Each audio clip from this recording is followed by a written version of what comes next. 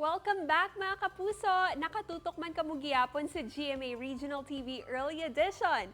Sa mga avid fans dira sang Pepito Manaloto, nadumduman niyo pa bala ang bata nga si Chito Manaloto? Kasi manuay na natin diri sa Western Visayas. Mga kapuso, kag siyang aton bisita diri sa Biztalk. Let's all welcome Joshua Pineda. Hi Josh! Welcome to GMA Regional TV Early Edition. Good morning! Good morning, Kate. Kag sa mga viewers ta sa GMA Regional TV Early Edition, may aga sa inyo tanan. It's been a while since the last time nga nakita ka namon sa Pepito Manaloto. How are you, Josh? Okay, good. Subong kitungod pandemic, wala guestings or shows. Pero gasigil ako school subong fourth year nako. Kag amo na subong ako ginapokusan. Ari Josh, balikan nato ng imo mga nangin experiences bilang isa ka child actor sa GMA Network. How was it like working with other GMA stars adto? Bata ka pa the time eh. Ite, sa una, mahuloy old gid kuya klase nga bata. Ito yung kung storyahon ko na sa mga staff or crew or sa mga ibang nga actors ga yumyuhom na ko na.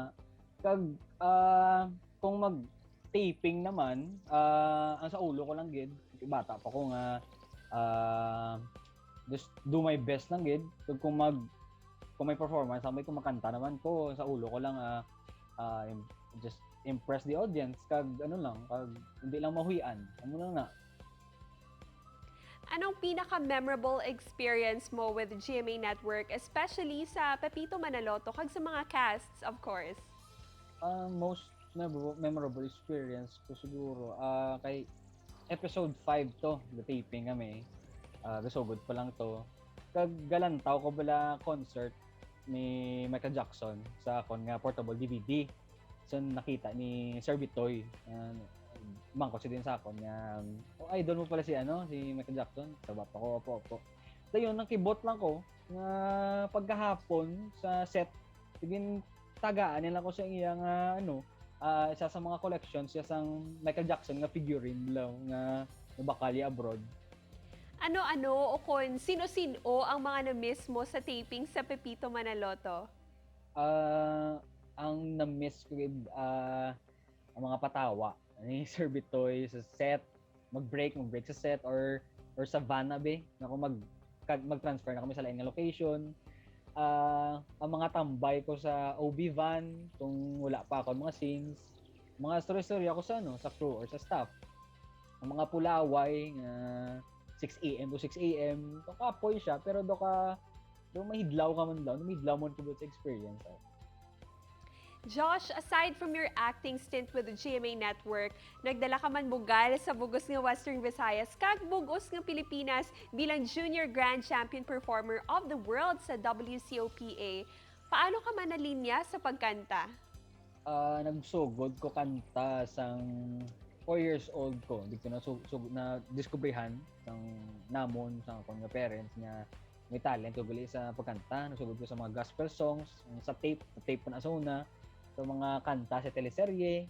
Pero nagsugod gid ang singing career ko nga nagdiktoy ko seryoso sang 9 years old ko sang naginitrahan ko nga litmus sa amon nga school. So sige na dayon. Balikan ta as well ang imo inagyan before you brought home the bacon kaupod syempre ang other representatives naman diri sa Pinas, ang WCOPA Philippine team. How was your training that time and was that your first time nga makatapak sa Hollywood? First time ko to nga nakakatugid sa States.